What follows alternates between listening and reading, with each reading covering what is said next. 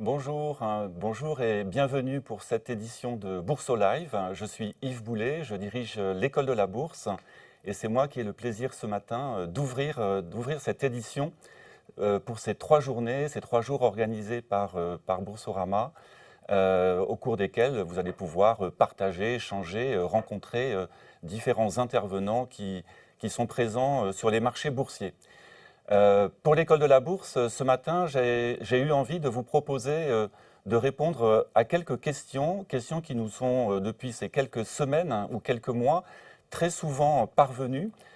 Vous savez que 150 000 nouveaux épargnants ont décidé d'investir en actions au cours de l'année 2020, de ces derniers mois, et ces nouveaux entrants sur le marché de la bourse ont bien sûr parfois des questions sur la manière d'investir, sur les tenants et les aboutissants de l'investissement en actions.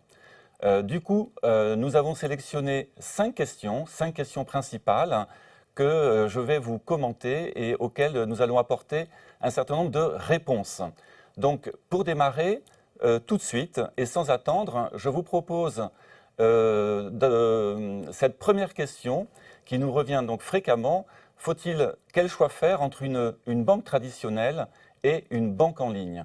Question posée lorsqu'on a un compte dans une banque, une banque traditionnelle. Donc les banques traditionnelles, ce sont les banques à réseau, les banques qui ont des agences que vous pouvez trouver au coin de la rue, par différence des banques en ligne, évidemment.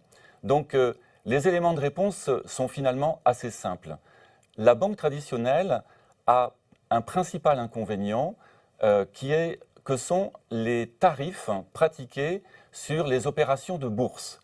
Quand vous détenez un compte titre ou un PEA au sein d'un établissement financier, vous avez bien sûr des frais bancaires, principalement donc des droits de garde et puis des commissions sur les opérations, sur les ordres d'achat et de vente que vous allez effectuer. D'une manière générale, les banques traditionnelles sont plutôt plus chères que le marché, plus chères que les banques en ligne. Par contre, elles ont un avantage assez fort qui est celui de la proximité avec ses clients, une relation client qui est peut-être meilleure dans la mesure où, à tout moment, vous pouvez rencontrer votre responsable de clientèle lorsque vous avez une question, lorsque vous avez un problème, et la relation client est peut-être donc plus proche, plus efficace quand on est dans une banque à réseau. Par contre, la navigation sur les sites internet des banques à réseau, les services, la valeur ajoutée qui est proposée aux investisseurs boursiers est souvent moins forte, moins importante, de moindre qualité que les banques en ligne. Donc, évidemment, à l'inverse, ce que l'on peut voir, c'est que les banques en ligne ont donc une relation client qui est parfois un peu moindre, simplement du fait de la proximité, même si elle présente aussi des avantages, notamment les tranches horaires, car vous pouvez contacter des conseillers par téléphone ou tout simplement par email, par chat, sur des tranches horaires qui sont beaucoup plus larges et qui notamment permettent le soir, après son travail, de pouvoir avoir des relations avec des conseillers. Les banques à distance, on propose des tarifications beaucoup plus compétitives que les banques à réseau. Après, il faut comparer car les offres des différentes banques à distance ne sont pas toujours faciles à éplucher, à comparer, et ça va être votre travail de le faire. En termes de sécurité et de conformité, les banques en ligne sont pour la plupart des filiales des grandes banques à réseau. Donc, vous connaissez évidemment donc, Boursorama Bank qui appartient à la Société Générale, Hello Bank qui appartient à BNP, Fortuneo qui appartient au Crédit Mutuel, à Arkema Crédit Mutuel, ainsi de suite, Biforbank, le Crédit Agricole. Donc en fait, en termes de sécurité, conformité, vous n'avez pas de problème particulier avec les banques en ligne. Par contre, elles vont vous offrir la plupart du temps des services boursiers beaucoup plus riches, des analyses, des indicateurs, des vidéos, des tutos, et donc un environnement qui est beaucoup plus intéressant lorsqu'on investit en bourse qu'une banque à réseau pourra vous proposer. Ça, c'est le premier point. Donc, banque à réseau, banque en ligne, avantage aux banques en ligne. Néanmoins, quand on démarre, sachez qu'une banque à réseau, sur son site internet, vous propose tous les services pour pouvoir investir, en tout cas démarrer votre investissement en bourse. Le deuxième critère, deuxième question qui nous revient souvent, que choisir entre un compte titre et un PEA? Ça, c'est une question qui revient très fréquemment et il n'y a pas une réponse, il y a des réponses. Les comptes titres, évidemment, le compte titre est le compte le plus détenu en France. C'est ce que la majorité des épargnants français disposent. Le compte titre présente un certain nombre d'avantages assez évidents quand on le compare au PEA, et le PEA a également ses avantages. Le compte titre d'abord, c'est que vous pouvez en avoir plusieurs. Vous pouvez avoir un compte, si vous avez par exemple des comptes dans plusieurs banques, vous pouvez avoir un compte titre dans chacune des banques dans lesquelles vous êtes présent. Il n'y a pas de limite. Alors qu'un PEA, vous ne pouvez avoir qu'un PEA par personne. Le compte titre n'a pas de plafond. Vous pouvez investir autant d'argent que vous voulez sur un compte titre, quand sur le PEA, en tout cas le PEA classique, le plafond est de 150 000 €, qui est, vous en conviendrez, un plafond déjà très élevé. Peu d'investisseurs particuliers atteignent ces plafonds. Donc là-dessus, il n'y a pas tellement de problèmes particuliers. Sur les retraits, par contre, un compte titre vous permet de faire des retraits à tout moment, sans limite de durée, sans limite de temps, alors que pour un PEA, vous devez attendre les 5 ans, les 5 premières années d'ouverture du PEA pour pouvoir faire vos premiers retraits. Si vous effectuez un retrait avant ces 5 ans, votre PEA sera fermé et vous n'aurez pas l'avantage fiscal qu'il vous procure.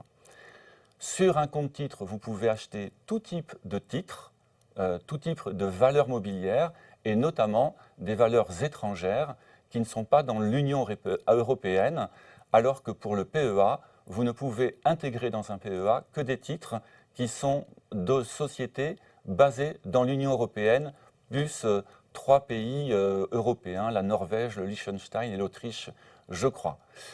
En matière fiscale, avantage au PEA de manière évidente. Le PEA, si vous détenez vos titres pendant au moins 5 ans, vous permet de ne pas être imposé à l'impôt sur le revenu.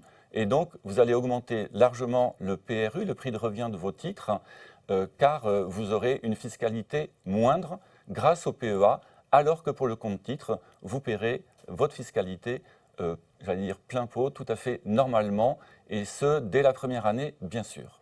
Donc, entre un PEA et un compte titre, à vous de voir quels sont les avantages que vous procure l'un ou l'autre, en fonction de votre profil d'investisseur, en fonction de vos objectifs. Évidemment, vous pouvez avoir un compte titre et un PEA. Ce n'est pas l'un ou l'autre, c'est l'un et l'autre. Et on vous encourage vivement à pouvoir disposer des deux pour avoir d'un côté un compte qui vous permet d'avoir un horizon plus long, quand le compte titre vous permet de pouvoir intégrer des valeurs qui ne sont peut-être pas des valeurs européennes, si vous voulez mieux diversifier votre portefeuille d'un point de vue géographique.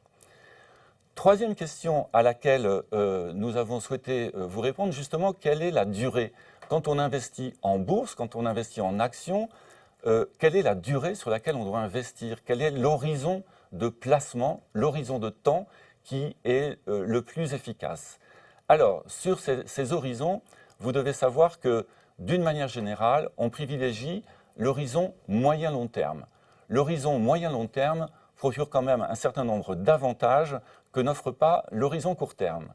D'une part, vos rendements seront meilleurs sur un horizon moyen-long terme, simplement parce que prendre le temps, se donner le temps de pouvoir rentrer et sortir sans contrainte, sans pression, sans avoir une échéance, vous permet d'avoir un pilotage de votre portefeuille beaucoup plus confortable et beaucoup plus efficace que lorsque vous êtes contraint par le temps.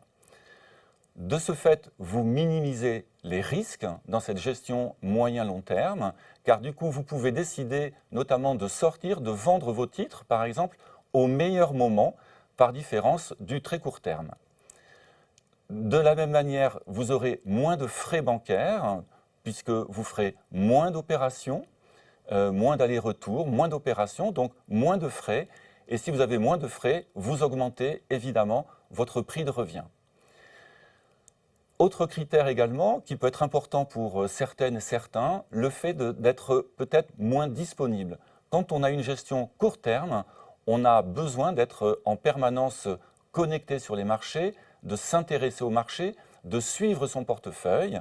Ça plaît à certains, hein, un certain nombre d'investisseurs aiment bien cette relation-là, ce mode de fonctionnement qui nécessite d'être toujours présent. Néanmoins, dans une gestion moyen-long terme, on n'a pas forcément besoin de s'occuper de son portefeuille tous les jours ou toutes les semaines. On a le temps et donc on peut prendre le temps de piloter sans pression et avoir une disponibilité qui soit moins forte.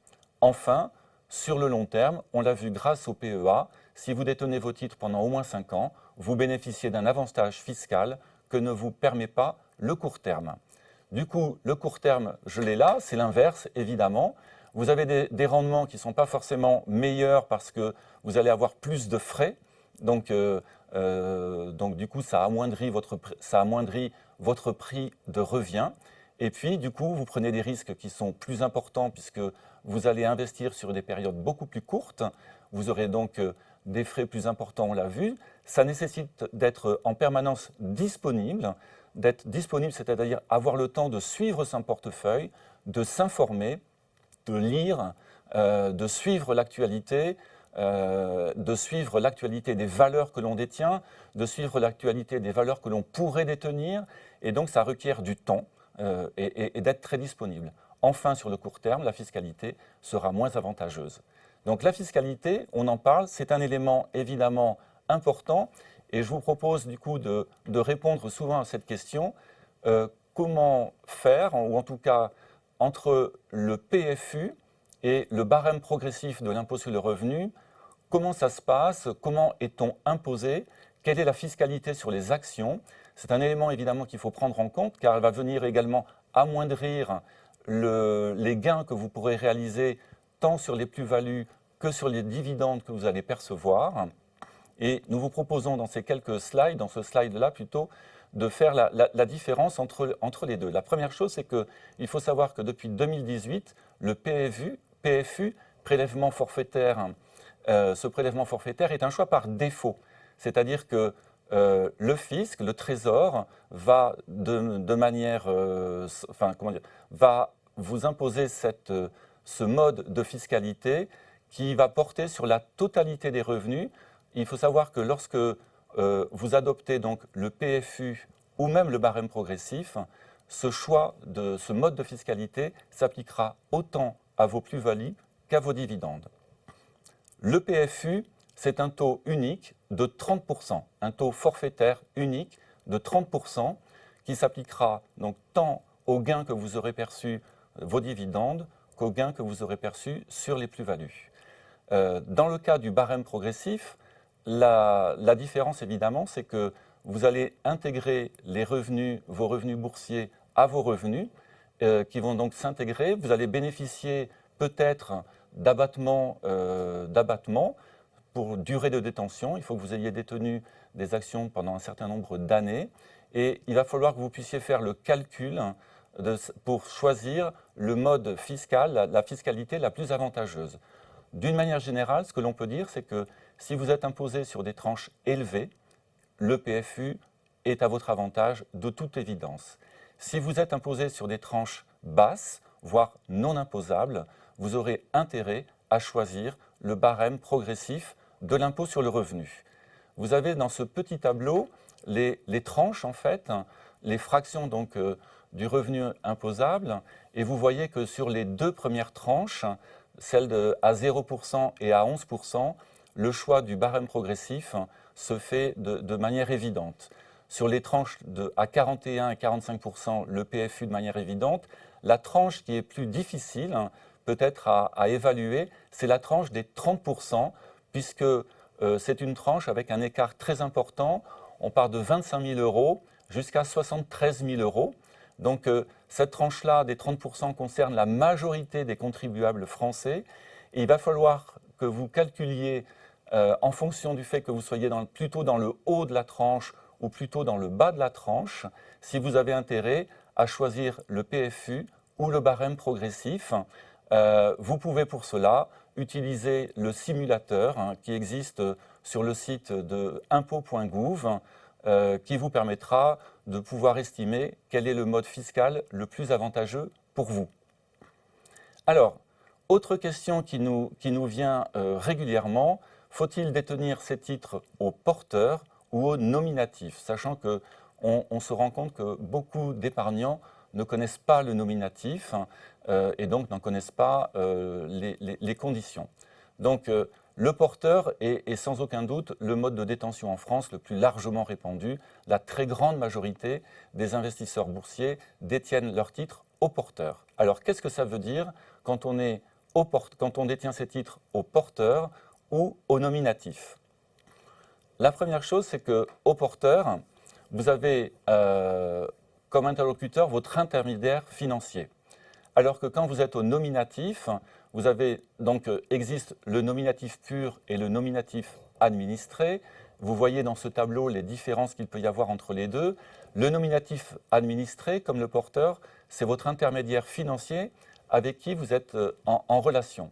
Quand vous êtes au nominatif pur, par contre, vous avez un contact direct avec la société dont vous détenez les titres. Quand vous êtes au nominatif pur, vous n'avez ni droit de garde, ni frais de gestion. Ils sont généralement donc pris en charge par l'entreprise. Alors que quand vous êtes au nominatif administré ou au porteur, vous aurez des frais qui sont les frais qui vous seront facturés par votre intermédiaire financier. Sur les frais de courtage, de manière évidente, sur l'administré et le porteur, vous aurez des frais de courtage. Sur le nominatif pur, cela dépendra de l'entreprise. Quand vous êtes au nominatif, l'entreprise vous connaît, c'est bien là l'intérêt et c'est bien là d'ailleurs l'origine du terme nominatif. Quand vous décidez d'inscrire vos titres au nominatif, cela signifie que l'entreprise dont vous détenez le titre connaît votre identité et va pouvoir communiquer avec vous. Vous allez pouvoir instaurer avec l'entreprise une relation plus personnalisée, alors que quand vous êtes au porteur, l'entreprise dont vous détenez le titre ne vous connaît pas. Seul votre intermédiaire financier connaît le portefeuille que vous avez. Seul votre intermédiaire financier a la connaissance des titres qui sont dans votre portefeuille. Ce n'est pas le cas des entreprises. Les entreprises, d'une manière générale, ne connaissent pas leurs investisseurs particuliers, sauf lorsqu'ils sont inscrits au nominatif. Donc, vous allez recevoir personnellement une convocation, par exemple, à l'Assemblée générale, qui vous sera envoyée par l'entreprise quand vous êtes au nominatif, alors que si vous êtes au porteur, il va falloir que vous en fassiez vous-même la demande auprès de votre intermédiaire financier. Vous recevrez également des documents de la part de l'entreprise, notamment tous les éléments pour faire votre déclaration fiscale pour les titres que vous détenez dans cette entreprise, ce qui ne sera pas le cas, évidemment, si vous êtes au porteur. Enfin, il faut savoir qu'être inscrit au nominatif pur ne vous permet pas d'inscrire vos titres dans votre PEA, ce qui n'est pas le cas lorsque vous êtes au nominatif administré ou au porteur. Alors, je suis passé un peu rapidement, ce n'est peut-être pas évident. Je vous invite en tout cas à trouver sur notre site ou les différents sites qui existent, de prendre le temps de regarder l'intérêt que vous pouvez avoir à détenir des titres au porteur ou au nominatif. Vous pouvez aussi avoir les deux, panachés, car ça peut être vraiment tout à fait intéressant, notamment lorsqu'on est dans un objectif de moyen-long terme. Détenir des titres nominatifs vous permet d'avoir une relation avec l'entreprise beaucoup plus proche, et ce qui peut être tout à fait intéressant justement quand on a le temps pour cela. Enfin, la dernière... Eh bien non, je pensais avoir encore une question, mais j'en suis là, j'avais donc 15 minutes pour intervenir. Je pense avoir rempli mon temps. J'espère n'être pas allé trop vite. Si vous avez besoin d'informations, si vous avez besoin de formation, vous pouvez bien sûr venir à l'école de la bourse. Nous intervenons depuis plus de 20 ans dans la formation des particuliers à l'investissement en actions. Nous serons ravis bien sûr de vous accueillir, que ce soit sur place ou à distance. À tout moment, nous aurons sans aucun doute des réponses à vos questions. Je vous souhaite de passer 3 journées fortes et de beaucoup vous enrichir, d'apprendre de beaucoup de choses. À bientôt et bonne journée.